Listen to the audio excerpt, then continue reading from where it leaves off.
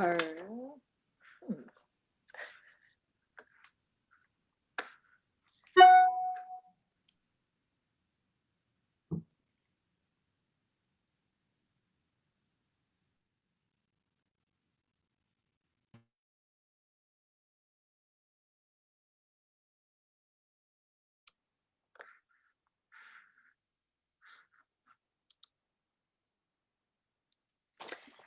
Hey there. I am not Chris Bohjalian. I am Jodi Picoult, and I am very excited to be here today as the host for our discussion about Chris's brilliant book, The Hour of the Witch, on behalf of Barnes & Noble, because it is the May Barnes & Noble Book Club selection. And I'm going to start by introducing both Chris and a special guest for today. First of all, in case you don't know, Chris Bohjalian is the #1 New York Times best-selling author of 22 books, most recently The Hour of the Witch, which was the May Barnes & Noble Book Club pick. His work has been translated into more than 35 languages and has become 3 movies, including Midwives, which was based on his #1 best-selling novel and starred Sissy Spacek, and a hit TV series, HBO Max's The Flight Attendant, starring Kaley Cuoco, which was one of the highlights of my pandemic, with other series in varying stages of development. He's also a screenwriter and the playwright of Wingspan and Midwives. He joins us today from his home in Vermont. I'm also going to be introducing our special guest, who is Kaley Cuoco herself. She is the star and executive producer of HBO Max's The Flight Attendant, based on the best-selling novel that Chris wrote in 2018. The show premiered on Thanksgiving Day 2020 and delivered the platform's strongest launch for an original series to date. She received multiple award nominations for her work on the series, including the Golden Globes for Best Actress and Best Series, Musical or Comedy, the Screen Actors Guild Awards for Best Female Actor in Ensemble, and the Critics' Choice Awards for Best Actress and Best Comedy Series. And it was recently renewed for a 2nd season, which I am very much looking forward to watching when we are not in lockdown. She joins us today from Los Angeles. Welcome, Chris and Kaley. Thanks, Jodi. That was such a nice introduction. Absolutely. I'm going to leave you guys to chat. I'll be back in a while. Thank you. Hello, Chris. Thank you. Hey, Kaley. Jodi, thank you so much for that lovely introduction. Kaley, my brilliant and visionary friend, it is great to see you. Thank you so much for joining me and Barnes & Noble. It's great. I know everyone watching is grateful beyond words. And Barnes & Noble, I thank you. The bookstores and booksellers have left me gobsmacked. I am so appreciative of your enthusiasm and faith in my work and in, yes, Hour of the Witch. This special book club edition is everything and is so many extra goodies for reading groups and readers. So Kaley, the last time I saw you, the last time we were in a room together, we were in a sound stage in Brooklyn. You were a hungover flight attendant, and you were cleaning up so much blood from a hotel room in Bangkok. How are you? How are you and the horses and the dogs? I am good. Thank you for having me. Thank you, Barnes & Noble, for having me. I'm so happy to see you. Yes, the last time you came to visit our set on one of the biggest shooting days, cleaning up that crime scene. So we were doing some crazy stuff that day. And you were fantastic. You broke my heart. I remember sitting in the video village watching you, and I was just like weeping because your performance was so spot on, so brilliant. Wow. No one in the world understands Cassie Bowden the way you do. I've written 23 novels, and Cassie is among my very favorite heroines, and you so get her, right down to choosing a Sia song for one of the key moments in the TV series. And Sia was my muse while I was writing Cassie. So tell me, what drew you to Cassie Bowden when you were reading the book 7 or 8 months before the damn thing was published? I know, it's crazy. I think most know this story by now, but I reached out to my team before I even read it, because I read a few sentences, I saw the cover, and I got this chill that you always hope to get when you're trying to find your next thing. And there was something about it that I still to this day, can't explain. I just felt like it was special. And then, of course, I read it very quickly. I raced through it, and I just loved Cassie so much. She was you wrote her so brilliant, so flawed, so pained, and yet also so fun and so wonderful. And she has all these great, she has such a big heart. But I think in your book is so brilliant. It is quite dark. And so when I optioned it, I thought, okay, how can I tweak this a tiny bit to make it a little more TV friendly and a little more Kaylee friendly, since I like to make people laugh. So I wanted to make sure we could put a little of that in there. But you built such a beautiful world, and it's such a visionary, and it just was a place we could dive into, and it was brilliant. And I loved it from the minute that I opened page one. The TV series is pretty friggin' brilliant too. I loved every moment of the TV series and every detail. I mean, the shower in Ani Muradian's apartment is the coolest shower in all 5 boroughs. And every word that comes from Griffin Matthews' mouth, it's just gold. But the glue that makes everything work is your bravura, utterly magnificent performance as Cassie Bowden. Thank you. How in the world did you walk that tightrope so magnificently between, yes, hilarity and heartbreak? Well, thank you. And first of all, I mean, you being the author of this book and us taking it and building these scripts, it's so nice. I just want to say out loud, you were so supportive, and you were such a cheerleader for what we were doing, which made things so awesome for us to feel so inspired, and you were inspired. It was really awesome. So thank you for that constant support of what we were doing.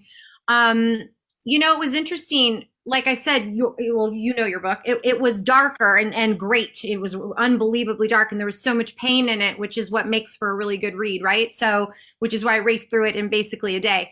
But knowing that I wanted to play Cassie and I was like, I want to find a tone that I haven't found before, that I haven't truly watched on TV. And it was a challenge. And obviously bringing in our showrunner, Steve Yockey, and these amazing writers and Team Berlanti, so I was like equipped with the best of the best.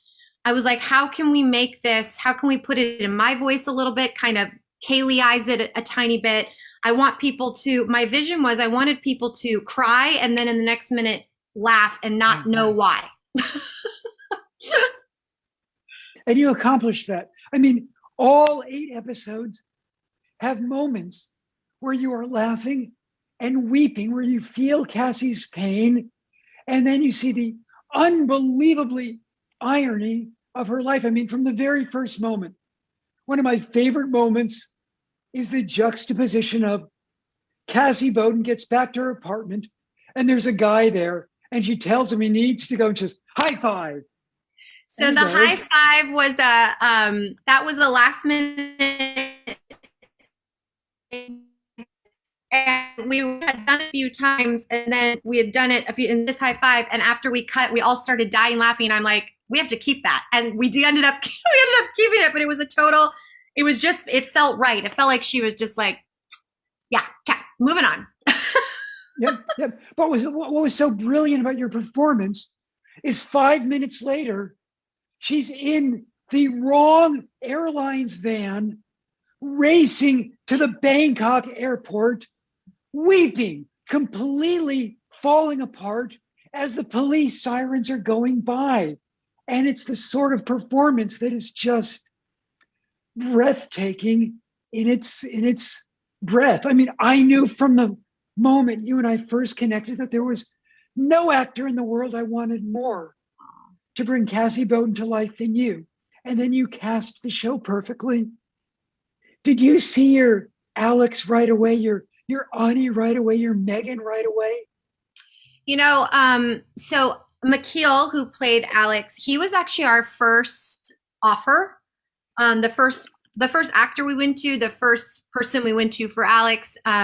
And he, it was interesting because we talked to him a lot because his story really only took place in this mind palace that we hadn't even invented yet. So to try and explain to an actor, like, I know it seems like it's not going to work, but trust us. And he had a lot of questions, rightfully so. And he ended up getting on board, obviously, and it worked brilliantly. But it was kind of hard I had the picture in my mind and Steve had the picture in his mind, but trying to paint it for everyone. The person that came in that I knew right away was Zasha, who plays Annie.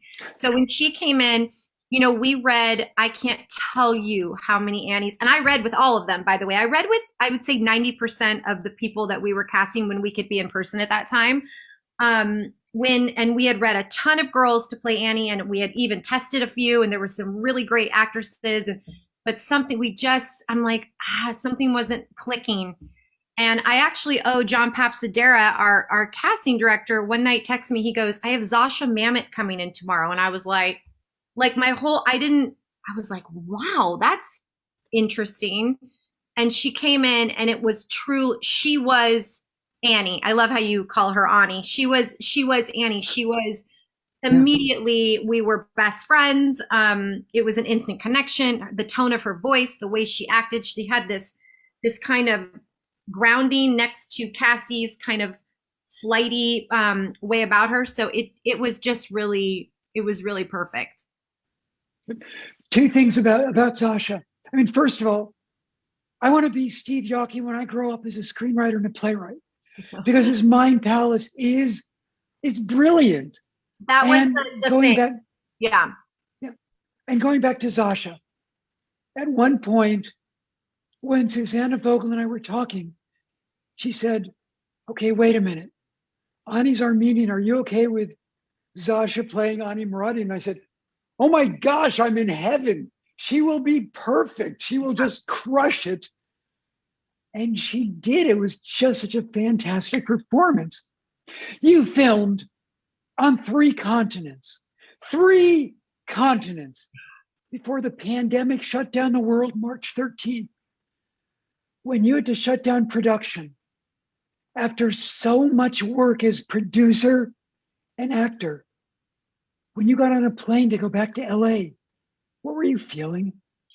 Well, I apparently was completely in denial because I thought I was coming right back in 2 weeks.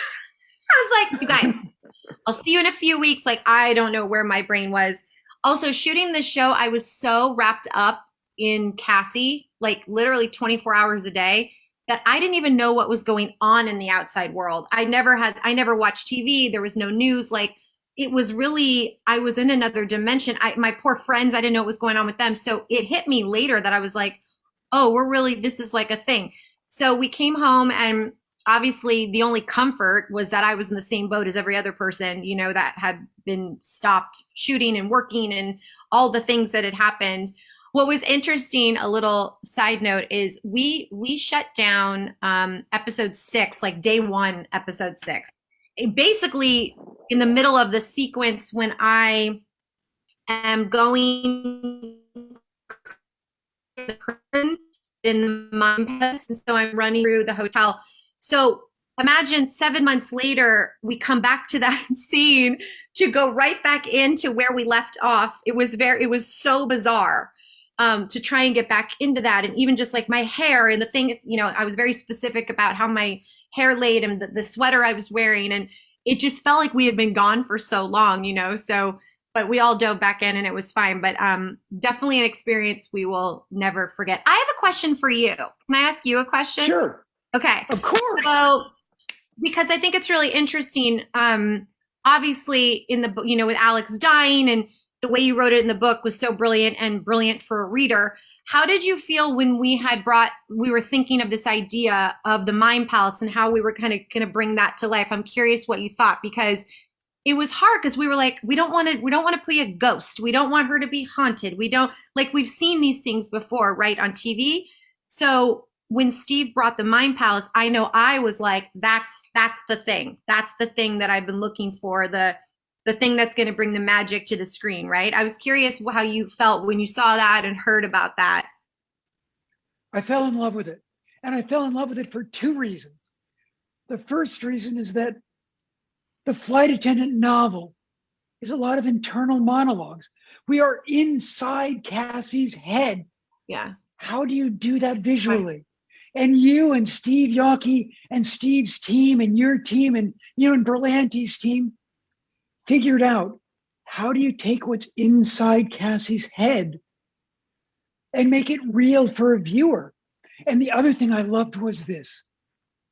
I love Cassie because she is that wounded bird who flies into your living room window, dusts off her wings, and then flies into the same damn window the next day. And the Mind Palace gets that. And that's one of the things as a viewer that I just had me, just loving every moment of the TV series, because it empathetically puts us in Cassie's head. Yeah. But we see it. In such a unique way. Yeah, totally. That's so awesome. I mean, okay, so it's September 2020. And you're worried about your hair, you're worried about your character, you're worried about your sweaters. But I mean, tell me honestly, did you ever look around at this massive cast, this massive crew, and think, we're putting people back to work, and just think, thank God? Every day. Well, just for me to have, and even pre-pandemic, when I remember there was a scene, it was the first scene I shot with Rose, who played Megan, Rosie Perez, and we were in the plane and I was staring at her, and it was really early on. I'd just gotten to know her, and she was like, "What are you looking at?" And I said, "I just can't believe you're here." Like, I had envisioned, this had been in my head for so long. And it was such a baby. It was such a baby of mine. It was a baby of yours, and then a baby of mine. And I had envisioned these moments, and looking around at this cast that was like holding me up, and this crew, and then being able to come back. Yes, we get this big shutdown, and being able to come back. And, it was the first time that I had truly been a number one on the call sheet, and I really wanted to be a leader. I took a major it felt like a responsibility to me to be Sure. confident in the return, to make sure everyone knew that, I felt safe. I felt good. We're going to do this. We're going to bring it home. Like, I kind of felt like I wanted to lead the pack, and everyone followed suit. And it was wonderful. And it felt so good to see everyone working. They wanted to be there. They wanted to work. It was cool. And it was also an interesting blessing in disguise, because, as you know, we were supposed to air April last year with the launch of HBO Max, and then it got pushed. And ended up Thanksgiving Day, which ended up being the best thing, I think, that happened to our show. Because even with the pandemic, even if there wasn't a pandemic, most people are home. They're probably a little drunk and a little overeaten, and they're going to sit on the couch and turn something really fun on. And it just worked out. It was like we were that show. My email was exploding from Thanksgiving until the season 1 finale, with people saying, "Oh my gosh, what's next? I have to see what's next." And people they loved what you did. They loved what the cast did. They loved what, Steve and Suzanne McCormick created. It was just amazing. Scott Fitzgerald said, there are no second acts. But you, Julia Louis-Dreyfus, Meryl Streep, constantly prove he's wrong. There's always a second act. What drives you? Well, that's so sweet of you to say. I've been on TV my entire life, since I was 5 years old, and I've loved every second of it. And obviously, being on such a big sitcom for 12 years, I get asked a lot, "Oh, you must have been itching to find something different and to get rid of that sitcom persona and get rid of Penny." I never felt that way. I never felt like I was this typecast, stifled human being. I was on the best show. I had the best 12 years of my career. And I think with a little luck and a little determination of what's next, but I was very open. I wasn't closed-minded to what I would do. Maybe it would be a sitcom. I didn't know. But Flight Attendant fell in my lap, and I thought, this is my opportunity. And you gave me that opportunity.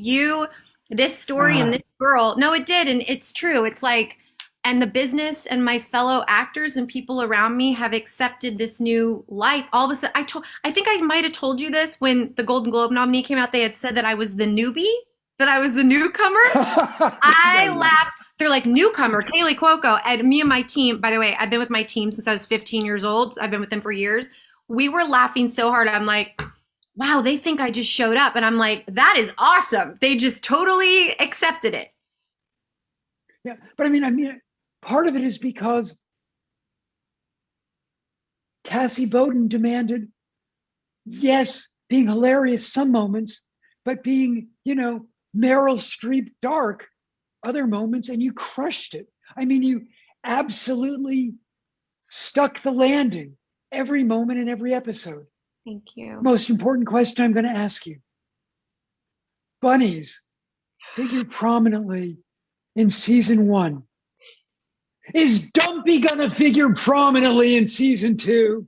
He was just at my feet. He better be prominent in season 2. But also, how weird is it? You already had animals, dogs, bunnies written in Flight Attendant before it was like meant to be that I was so attracted to this book because it just screamed all the things that I love. And then I'm sure you noticed in the series all the art pieces and the rabbits everywhere. And like, if you really look, you'll always see, some really fun little stuff there. So it was really cool.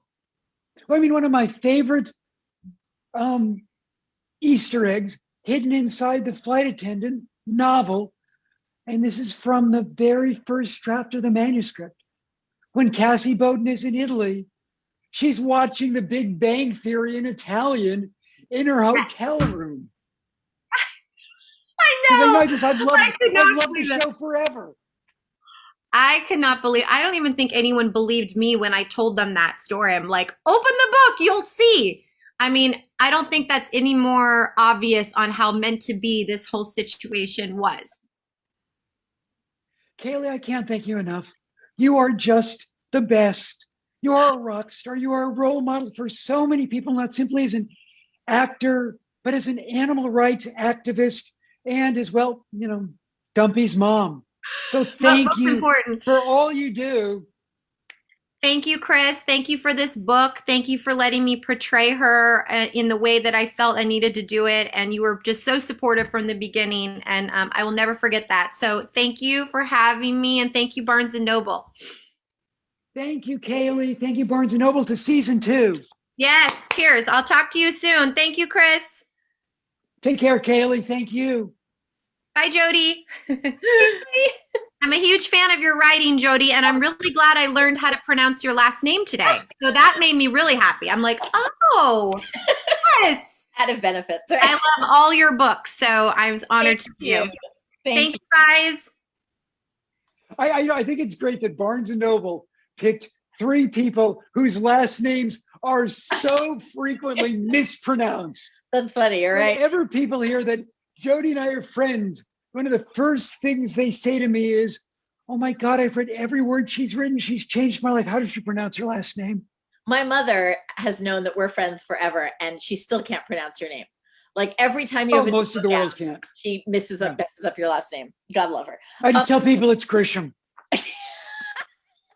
Funny, so do I. No kidding. So hi and welcome to the Hey Jodi Hour of the Witch portion of the event. It is just a delight to be here because you know how much I love your book. So I first want to say happy final event. Yay you, big deal. I also want to say to everyone who is watching, if you have questions for Chris, please drop them into the chat. At the end of our chat, we're going to get some of your questions and I will be asking them of Chris. So you'll have a chance to hear your question being relayed to the very famous Chris Bohjalian. So first of all. and asked by the even more famous Jodi Picoult. Nah, I had nothing to do this afternoon anyway. It's all good. So first of all, it's a really big deal that you are the BNN Book Club selection. That's a national honor. What does that mean to you with this book? First of all, this is a spectacular edition. Barnes & Noble created a book that is, yes, it's the novel, but it also is a reading group guide, and it has the longest interview I've ever done. I love this edition. I love the questions they asked me. And I love just talking about 17th century New England and what stories mean to the soul. I mean, I love Barnes and Noble and I love what they've created. So yes, this is a great honor. I mean, I've spent my entire adolescence and adult life either shopping in or hanging out in bookstores, and a heck of a lot of them have been Barnes and Noble, going back to when my wife and I were dating and we were boyfriend and girlfriend, and we're 19 years old, and I'm working as a dishwasher, and she's a receptionist at the world's worst marketing firm. And on Friday nights, we would go to this Mexican restaurant on 86th Street between 3rd and 2nd. And then we would pool our limited resources and we would go to the Barnes and Noble that at the time was on 86th between Lex and Madison. Yep. Pool our resources, and it was our Barnes and Noble run. And we'd buy our books for the week, and it was heaven. So yeah, I mean, I'm overwhelmed. This is a huge honor. Awesome. So I would like to dive into talking about the book with the question that I know is on everybody's mind, which is, do you still eat with a fork? I do. I do eat with a fork.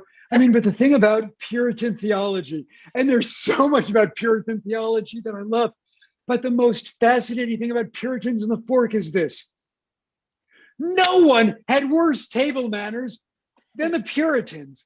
First of all, they drank beer like it's spring break in Miami.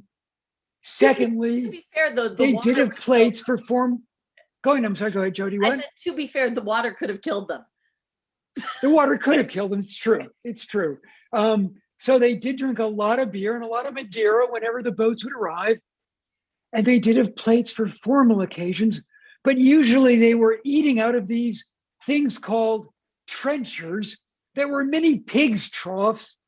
And third, they didn't use forks because the fork looked too much like the devil's trident. So you've got a bunch of drunk Puritans eating out of pigs' troughs, not using forks. And oh, by the way, the Puritan bologna was lobster. You know, you reach into Back Bay and you'd grab a lobster the size of a poodle and you'd eat it with your hands without a fork. That was Puritan dining room manners. But yes, I do use a fork. Okay, so you know that I am an absolute research wonk, right? And so I didn't ask you specifically via email because I was waiting for this event. I want to know how you came across this story, if you knew that divorce was on the books in Boston, even if it was rarely used. And one of the things I loved about the book are the little interstitial bits that come out of what looks like real court records. Are those real, or did you make those all up? Tell me. Okay, there are two sleep. Okay, there are two questions in there. First of all, the first question is about the Puritans and divorce.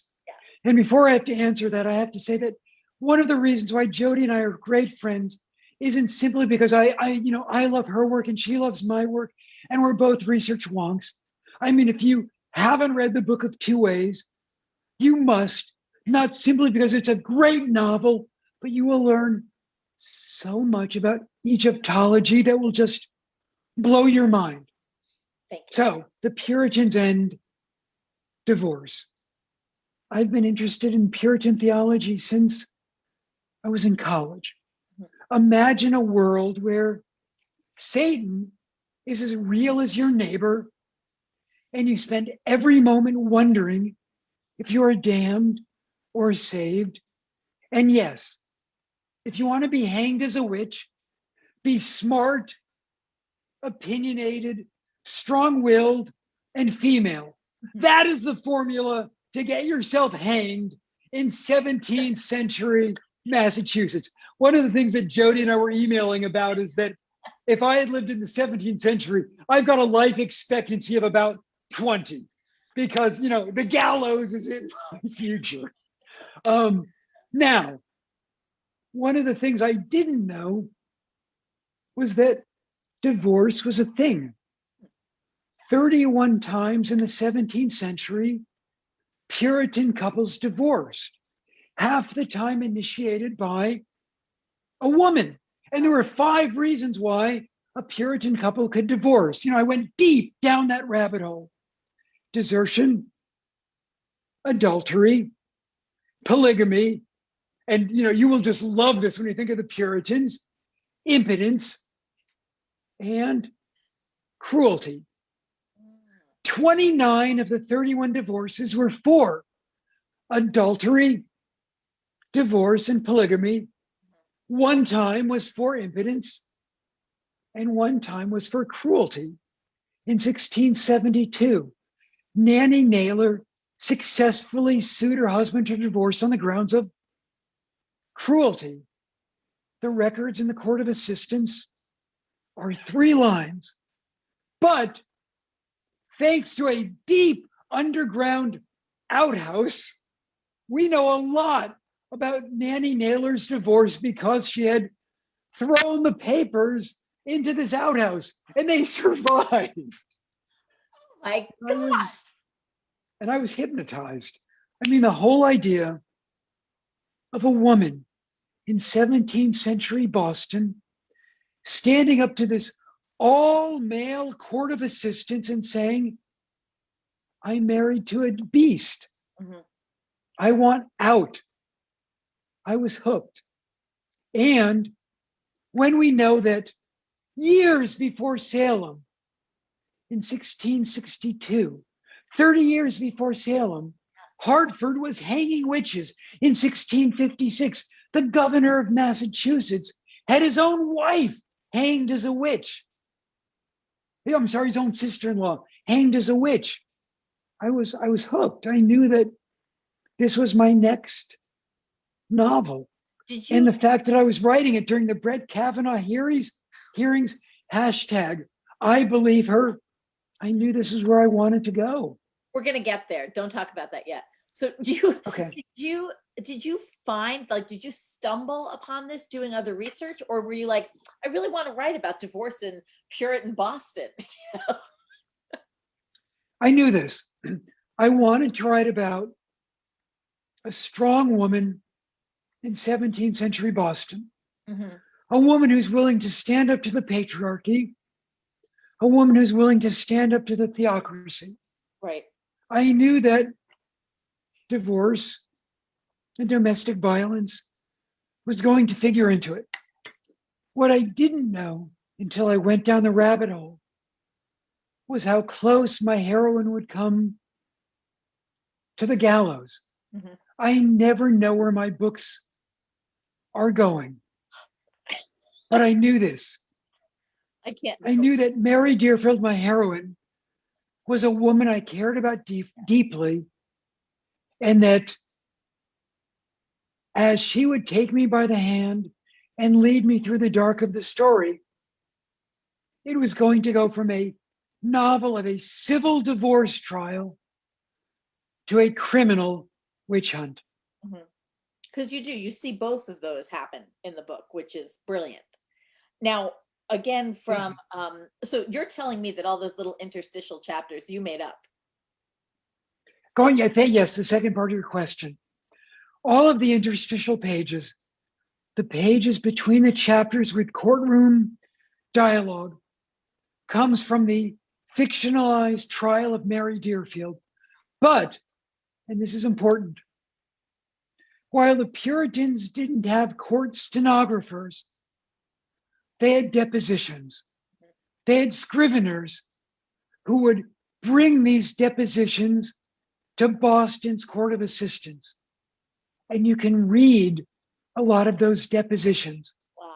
So in Hour of the Witch, you will see courtroom drama, in some cases, 1 or 2 line dialogues that would serve as foreshadowing for the subsequent chapter. And all of those interstitial pages were, yes, fictionalized, but pulled from Boston's Court of Assistants, those 2 and 3 line snippets from the 1660s and the 1670s about the trials being brought to the town hall every day. You totally had me fooled. Totally. I was convinced they were real. And I was convinced that you just took Mary Deerfield. She was fictionalized. Like, I thought this for sure happened. Now, what about writing in dialect? Because I will tell you, this is a very personal issue for me. I have a book coming up that I want to write coming down the pike, part of which takes place in Shakespearean England. And I'm terrified. So there's a lot of thee and thou and being drink drunk in this book. And how hard was that to figure out so that it sounded authentic? Not that any of us are going to call you on it. But you just mentioned Shakespeare. Shakespeare intimidates people. The King James Bible intimidates people. And yet, some of the most beautiful Renaissance writing we will ever have is Shakespeare, the King James Bible, and the muse for Mary Deerfield, America's first immigrant poet, Anne Bradstreet. Okay. Anne Bradstreet was a revered, beloved Puritan. And yet her poetry is filled with poems about her grief at the death of her grandson, her sorrow at the loss of her library in a fire, her deep and passionate love for her husband, and yes, her doubts about her faith. I have seen no miracles to sanctify me. Her poems, dost thou dream of things beyond the moon? Dost thou hope to dwell there soon? Have inspired me my adult life. My muses have always been poets like Anne Bradstreet, Mary Oliver, Emily Dickinson, and Rita Dove. So when I made the decision to write a book set in the 1660s, I thought, damn the torpedoes. Thee, thine, thou, prithee, dost, hast. Yes, it takes some readers 10 or 15 pages to go all in. But yes, Jodi, go all in. Oh, well, I would. I was very impressed by your ability to do it. I was blown away by that because you feel immersed in this world. I mean, 100%, I could smell it. I could taste it. I could see the settlement that she travels to, you know, all of that. It's very, it's so evocative. Your writing is so beautifully evocative, not to mention just beautiful and linguistically. Thank you. So now let's go turn to what you were talking about before, which is sort of the Metoo movement, the Kavanaugh hearings. I'm going to quote you back to yourself. She was sent to the scaffold because she had a sharper tongue and a shrewder mind than her accusers. Such is always the case when a man hangs a woman. You, as a man, champion women's rights in novels so much more often than other male authors do. And I want to know, thank you. I want to know why. I want to know why this is so important to you. I know how fiercely you love your wife and your daughter, and I'm betting that has something to do with it. But that's really my first question here. Why is this something you keep coming back to? You know, I think there are two issues. One of which is, it's my deep and passionate love for my wife. I know what her childhood was like. And my deep and passionate love for my amazing actor daughter, Grace Experience, and wanting her world to be just and fair. But no one's ever asked me the question the way you just did. And I've never revealed this, I don't think. But my mom grew up in a world where she was expected to be a housewife, and a mom, and to read to her two sons, and to make dinner. Mhm. And she was great at reading to me, but she sucked at making dinner. My mom was never meant to be just a housewife. Not that there is anything wrong with being a housewife. That is unbelievably hard work. But my mom, I know, wanted more. Mhm. She wanted different.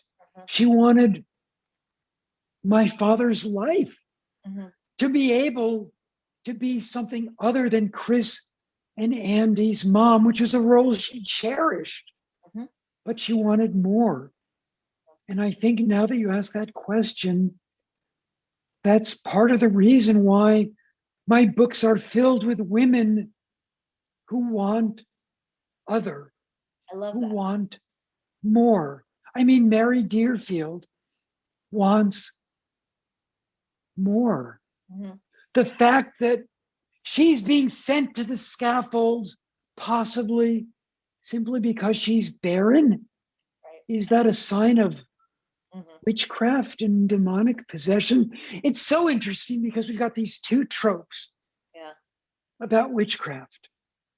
Witches in America, excuse me, are either the old crone with a wart on her nose, Mhm. living in the woods, childless, eating children, Right. or this deeply eroticized, sexualized Samantha Stevens. But what witches always have in common is that they're really smart. Mhm. They're strong willed, they're opinionated, and they want something more. Mhm. Right. I believe that was what led to our conversation when I said I definitely would have been burned as a witch. And you said you probably wouldn't have been burned. You gave me a different route. Um, You would have been hanged. fantastic. Um, but you're right, because I mean, I play that game all the time. You know, when would you want, what age would you like to go back to if you could go back in time? And the reality is that not only for women are most previous times really crappy, but reading your book, I was constantly reminded of how little has changed, which was really sad to read as a woman. You know, this is very much, of course, as you talk about cruelty, this is about domestic abuse and the idea that murder is a sin, but sticking one's wife with a fork is what? You know, that the rule of thumb in England is based on how big a stick could be to beat your wife with. There was literally a law about that, you know. And it made me think of how I was reading this for the first time when Sarah Everard was murdered in the UK. And I kept thinking of how women have learned to navigate the world so that they are not the victims of violence, in spite of the fact that there are a million little ways that women are kept in their place every day. We may not have, you know, we may not hear that our brains are white meat like cheese anymore, like Mary hears in your book, but certainly there's still gaslighting that happens every single day. And I was wondering if you would talk a little bit about that, you know, the idea that the more things change, the more they stay the same. There must have been a wistfulness for you in writing this, especially now that I know you were writing it during the Kavanaugh hearings. There was a wistfulness, and there was also an anger. Mm. As a dad of a daughter, Hmm. as a husband to a wife. I mean, I was watching the Kavanaugh hearings while I was writing this book, and I could have called it hashtag I believe her. Yeah. I mean, the whole idea that whether it is 1662 Boston and, you know, Mary Deerfield is fighting for her life, or it's the second decade of the 20th century Mhm. and Christine Blasey Ford is simply fighting to be believed. Mhm. So much of this world still assumes we believe the man. Mhm. We don't believe the woman. And that hasn't changed. Mhm. And so that's why I walk this tightrope between wistfulness and utter fury.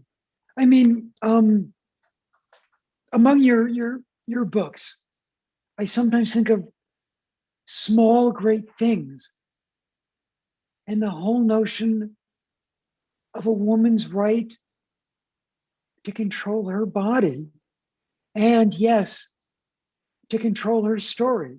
In the book of Small Great Things, one of the underlining currents is a woman's right to tell her story.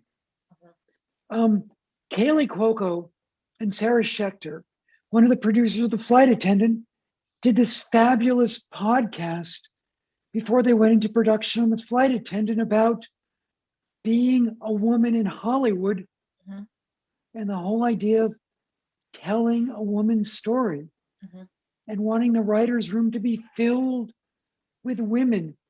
Yeah. And my heart just exploded with joy, as a dad of a daughter, when I listened to that podcast. Yeah.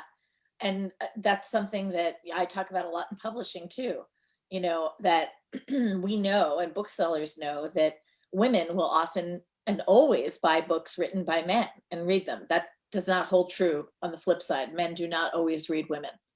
And, and if you're a woman's author, you're often, the first question I'm asked if someone doesn't know who I am is, oh, do you write romance novels? Or, oh, do you write children's books? Nothing wrong with either of those genres. I also don't write chick lit, which is what I'm usually told I write. And I write very bad chick lit, because if you're reading my book to laugh at the beach, you picked the wrong book. But anyway, I do want to talk a little bit about women's sexuality as a sin, because I think that ties in very much to the Puritan belief about sex being for procreation. And you see this dichotomy between Mary and her husband, and Mary and this guy who sees her not as an object to be owned, but as a human being and as a person, and the innate reaction that she has to that, which really blossoms into love. And, again, I kept thinking, I was reading over this again recently last week when Dobbs versus Jackson Women's Health went onto the Supreme Court docket. And here we are again talking about women's rights to choose and women in their own bodies, and how women are supposedly, responsible for all sexual sins in the universe, whether that is rape or having to get to a point where you might choose an abortion. Again, it's always the woman's fault. And, again, you start with Hour of the Witch, and here you are again with a woman who's being blamed for everything. And even finding joy is something to be blamed. So talk a little about that. Yep. Two things. First of all, I'm going to walk away from your question, but not ignore it, because one of the ironies of the Puritans was this. They did expect married couples to have normal conjugal relations. I mentioned there were 31 divorces, 29 for polygamy, desertion, and adultery, 1 for cruelty, but the 1 for impotence fascinated me. And it fascinated because of the whole idea that a woman went before the all-male Boston Court of Assistants and sued her husband for divorce on the grounds he was impotent, and it was taken very seriously. Now, this interested me for 2 reasons. First of all, because his attorney was clearly Rudy Giuliani, worst attorney ever. What is his defense? I'm not impotent. I'm having an affair with, watch for the name, Hester Louis. Among the capital crimes in Boston, witchcraft and adultery. Oh my God, that's amazing. Amazing. Years later, Nathaniel Hawthorne would do his homework and, of course, would name his heroine in the Scarlet Letter after the plaintiff in this divorce. Wow. Hester Louis. She'd become Hester Prynne.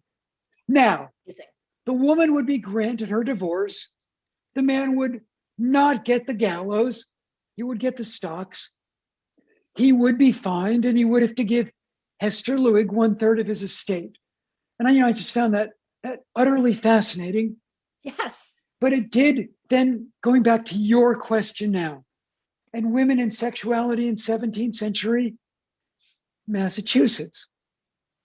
There's that witchcraft dichotomy. Yeah. If you are a sexualized woman and you're young, you're going to be eroticized Mhm. as a witch. And, well, if you're not hanged, exiled. Yeah.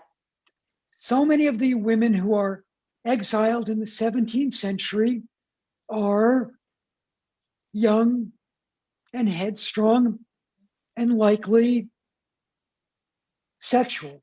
Mhm. They are in touch with their bodies. And that too would be a factor in the creation of Mary Deerfield. And yes, her attraction to Henry Simmons, a man who sees her as, and this was important to me, a human being with a brain. Yep. A human being. I mean, by design, when Mary meets the man that I hope she's meant for, what is their first conversation? It's about books. Yeah. I mean, when we talk about Grimm and women, who's among our favorite Grimm women? Belle, Oh, the ultimate women with a brain who reads books. right. Yeah. I'm only going to ask you one more question because I want to save a little bit of time for some of these awesome questions that are coming into my chat. But this is going to be one, I'm going to turn this back on you actually, because you asked this of Kaylee. You are one of the hardest working people I know. I remember contacting you during the pandemic after reading like your 80th update about how you'd written 17,000 billion words that day and had stayed up for 10 hours writing straight. And I was like, geez, Chris, I can't even get out of bed and put my socks on. What is going on with you? And you're writing and doing so much stuff. You are a playwright, a fantastic playwright, in addition to being a remarkable novelist. What drives you? Okay, I'm going to answer that question and then turn it back on you before you bring it to the audiences. I mean, I'm happiest in two places: when I'm hanging out with my wife and daughter, or when I'm in this room writing. I mean, writing gives me so much pleasure. And in the midst of the pandemic, when my heart was breaking, I mean, by the time this pandemic is done, we will have lost the equivalent of the population of the state of Vermont. Over 600,000 souls will be gone. That is just devastating. Right. And we all have PTSD. Yeah. And one of the ways I stayed sane was, about 4 feet to my left, your right, at my desk writing. And yeah, I wrote my 2022 novel, The Lions of Hollywood. You'll see it in May. I wrote a new play. I started my 2023 or 2024 book, and that's what drives me to stay sane. And you make jokes about, living in your pajamas, but you've got a new book coming in November. Last week, you premiered Breathe, this remarkable COVID inspired musical that is just beautiful and wrenching and heartbreaking. What drives you?